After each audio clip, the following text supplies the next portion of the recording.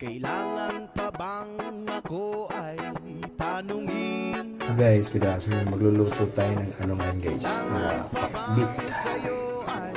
Pakbit Bisaya. And guys, Na mahal kita yan yung ingredients niya guys. wala Talong, nang iba. kalabasa, Mastan mo't makikita okra, sa palaya, langit ng sinigang, sibuyas.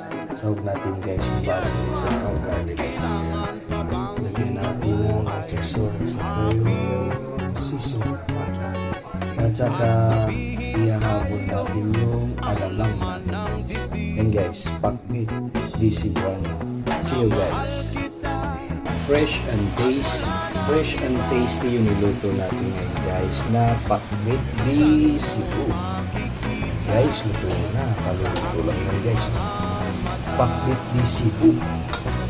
And guys, yung ingredients yan, kalabasa, okra, ampalaya, talong, sibuyas, bawang, siling anghang, saka pork at alamang, bagoong alamang guys.